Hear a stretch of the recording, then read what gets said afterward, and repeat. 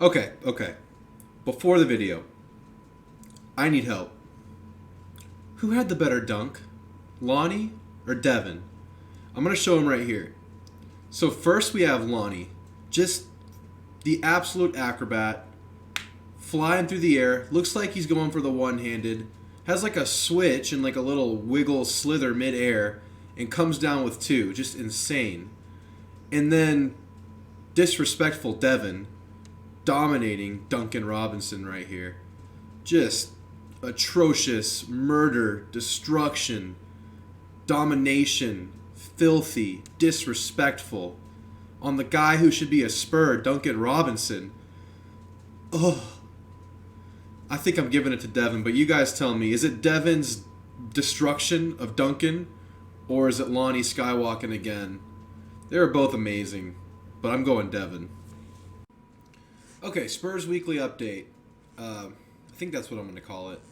But in these videos, I'm going to go over the week of games to come for the Spurs, kind of recap the last few games, and just give a current status of the team, how I feel about them, who's playing well, who's progressing well, and highlight the playoff push. Talk about other games that are going on around the league that you Spurs fans should be paying attention to. Right now we're watching the Lakers and we're watching the Pelicans closely and we're checking the rearview mirror for Sacramento. I don't think Portland's legit, but they're there. Yeah, they're there. But yeah, Spurs Weekly Update. We're going to do these on either Sunday or Monday every week and look out for them because I got you covered. The Spurs are a game closer than they were a week ago out of the 10th spot. I'm not worried about Portland, but New Orleans keeps winning. So we're going to be keeping an eye on that. New Orleans beat Phoenix without Chris Paul and the god-awful Los Angeles Lakers.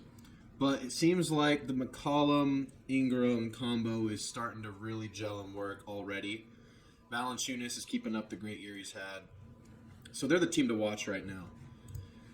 Like I said, Portland, if they go, they're not going to go 500. If they go 500, the Spurs have to go above 500, which is going to be tough. But the Spurs get 3 cracks at them. I'm not too worried about Portland. What I am worried about are the games that the Spurs have upcoming this week. But first, I want to briefly go over the Spurs' last couple games. Spurs Wizards, double overtime affair. The main players came to play in the clutch. Jakob, Keldon, DeJounte, they all showed up. Vassell played a bunch of minutes. He contributed. But you got to give it to DeJounte and Pirtle. I mean, they were the ones that came with the clutch buckets. And Keldon as well. Keldon's hitting shots with people's fists down his throat now. It's ridiculous. He doesn't care. He just goes slow into his form no matter what is happening in front of him. But, I mean, who would have expected that from him this year? Double overtime affair. It looked like the Spurs had it sealed up a couple times in the game, but they kept slipping up. I mean, a sloppy game. It wasn't a clean game, but it was a gritty game. And great experience and confidence building for the team to show that they could just scrape one out. And they had to do that. And it was like a battle of attrition. They finally won at the end. They were the last team to pull ahead. I think the Spurs are clearly the better team over Washington. But, I mean, give them credit. Kyle Kuzma looks like a different player now. He once upon a time said he wants to be an MVP, and he's kind of playing like that's a very, very small possibility, but still a possibility at some point. It's not going to happen. But, hey, maybe he's going to validate what he said. Good win. Now, the game that was really interesting, in my opinion, was this one. Spurs go into it without their main 3 guys. No DeJounte, no Pearl, no Keldon. They all played like 45-plus minutes the night before. They all got the rest. It's kind of like when they played earlier in the year. A bunch of players sat, but the Spurs got beat bad. The Spurs lost by like 20. Or maybe it was like 15 because they pushed at the end. But they lost bad. Not this night. The whole team contributed. It seemed like Bam Adebayo couldn't be stopped at any time by anybody on the Spurs. Zach Collins looks just small next to this guy. I mean, Bam's a beast. He made Zach look weak and young, which he is young. And weak compared to Bam. Landale couldn't really keep up with him. He just did whatever he wanted. I mean, he was doing everything. Jimmy Butler rested the second half of the game. And Bam, it was just a Bam show. I mean, he was ridiculous. He could have ended the Spurs night, but the Spurs wouldn't allow it. They just kept fighting back. I think the Spurs were down by 8 plus, maybe even 15 or 13 at one point, and they kept making it a 2-point game, 4-point game, just kept coming back. And that's with this lineup. Zach Collins, Doug McDermott, Keita Bates-Diop, Trey, Devin, Devontae Kaycock, Westcamp, Landale. Westcamp played 1 minute. Landale, Richardson, Walker, Primo. No DeJounte, no Keldon, no Jakob. The best 3 players not playing. I think... Okay, I wanted to draw this comparison. I was thinking about it when I was driving home today. We're a long ways away from what the Spurs used to be back in the Big 3 Popovich era. We're nothing like that. But I actually think that there's one common thread forming right now between this Spurs and that Spurs. And, you know, this isn't a championship team yet, but like I said, common thread. And I think that the teams are both 12 deep. I mean, back then, you could be missing your Big 3. You could be missing 4 starters, 5 starters, and then some pop magic would happen, some Spurs magic would happen, and they would still pull it out or make it a ridiculously close game. And I think that's what we're seeing is possible now. These guys all sat, and everyone else picked up. It wasn't anyone in particular. I mean, we had 3 players score 22 points. Keita, Devin, and Lonnie. Everyone else contributed. Everyone else played a role. And I think the only reason the Spurs weren't able to win is because they had no one to handle Bam. I mean, you put Jakob in the game, Spurs win. But just to battle back, these rotational, not necessarily starter caliber players like Collins, Trey, Landale, Lonnie, Primo. And Primo's been struggling, but they all played a role. And now that you have the end of the bench being Richardson, and I guess you'd say the 11th man is maybe Keita. He might be farther up the chopping order now. You know what I'm trying to say. He's farther up in the pecking order now. This team is truly 12 deep. And I'm not saying that all 12 guys can go out there and just win you a game, but you have 12 guys that you're not concerned about putting out there at all. I mean, it may even go farther than that, because Kaycock, he shows some stuff. He hustles, he's big, he's a bruiser. I maybe would have wanted to see him versus Adebayo a little bit more. But he's super inexperienced. I guess that's why you don't roll with it. But just to have Richardson, and then you have your third string center is Jock Landale, and we love Jock. We see what he can do. Spread the floor, bring some energy. It's really cool to see what this bench is doing. What do we have this week? Well, tonight, you're probably already watching the game, or you've already watched it. The Spurs are playing Memphis, so I'm just going to quickly go through that since this probably already happened. If the Spurs win that, it's a bonus, because Memphis is really good. Playing on the road at the end of the road trip is going to be really tough to win.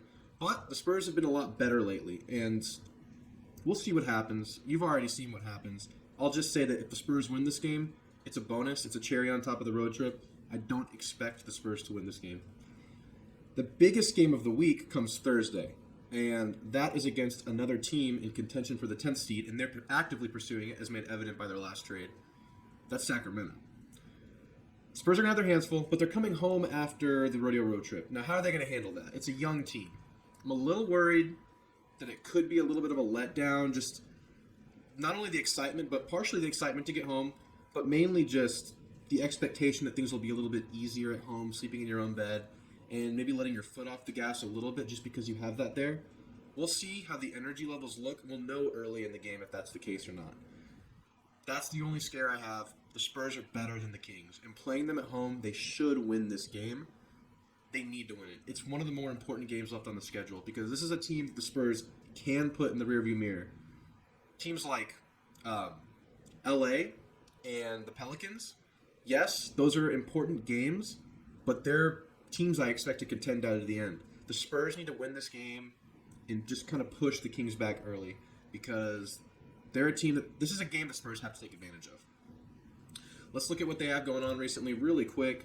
Obviously, they're led by De'Aaron Fox, who's been playing a lot better since Tyrese Halliburton got dealt. He clearly wanted to have the ball in his hands. This is the kind of guy that needs to have the ball in his hands to be used to his best ability. Harrison Barnes, the vet, we all know him. And then Sabonis is there now. So, I mean, you're going to have to look out for that guy. Hopefully, Yak can contend with him. He's been able to score on the Spurs before. But Yak is seeming to turn a corner in his career. I just see a lot of steadiness from Jakob now. Because I remember a couple of years ago, we'd see a lot of just mistakes, mishaps, poor reads on defense, missing the easy ones on offense.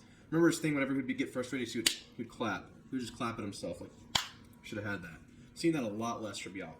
I'm really excited to see this test from Yak. Also tonight versus Valanciunas, I'm recording this on Monday, we'll be seeing the same thing from Yak. I'm just not going over it because it's already happening. Later in the week, Where's my schedule? Later in the week, Spurs going back on the road. Yes, only one game at home after the rodeo road trip, and then back on the road. Visit to Charlotte. DeJounte and LaMelo had a lot of fun playing together at the All-Star game, so it's going to be a lot of fun seeing them face off against each other in the first time since that game. Remember, LaMelo had the between-the-legs alley-oop to DeJounte for a badass dunk. That was cool. But taking on the Hornets, at the Hornets. Last 10 games, Terry Rozier is our leading scorer. Terry's been on a tear. He's been really good. Miles Bridges, he's having a breakout year. We know what he can do. He's reminds me a little bit more of a guard version of Keldon, just a little bit more on-ball stuff than Keldon does. LaMelo's been a little bit cold lately. He's still a good passer, good floor general, but he's turning the ball over a little bit, and he's not shooting a great percentage. So I think the Spurs maybe will take advantage of that with DeJounte and his swipey hands. But just, they have a lot of offensive firepower. I mean, they have Montrezl Harrell now. They have Kelly Oubre. They do not, however, have Gordon Hayward, so take advantage of that. But they are pretty deep offensively. Defensively, they can be had. They don't really have a big man. And I expect Jakob to be able to do some things against them offensively. We'll see. It's a game the Spurs need to win. It's a game the Spurs can win. And any game that the Spurs can win or have a chance to win, they need to take advantage of down the stretch because they're competing for that spot. Spurs look a lot better lately. I think they could handle it. I think I called this a loss in my rest of season prediction. This is a 50-50 game to me. Actually, I think I called this one a loss initially, but when I skimmed back through it, I just, without thinking, called it a win when I was going through the count again. So this is a toss-up for me. It's almost a must-win, though, because it's one of those games the Spurs can take advantage of and can win, especially with them not having a big match with Yak and missing one of their better players in Gordon Hayward. So we'll see what happens. I'm calling that one a 50-50 toss-up game. But if I'm betting on Spurs because I love the Spurs, baby. But anyway, just wanted to go over the week, tell you guys what to look out for. Let's go back to the standings one more time and look at what the other teams are doing this week. I think I already pulled up the Pelicans schedule. Yes. They play Sacramento this week. That's a tough one. Who do we go for there? Damn. I'm saying go for the Pelicans. Let's just get Sacramento the hell out of here. Spurs beat them this week. Pelicans beat them this week. Slap them in the ass. Get them out of here. And they play Utah. Go Utah. They play at Denver. Go Denver. I mean, those are two, no question, those are top seed teams now. There's a good chance the Pelicans can drop those two. You're really looking out for those games. Let's look at Los Angeles Lakers, who are surprisingly in this realm now of fighting for the 10th seed just because they've been really bad. Let's look at their schedule.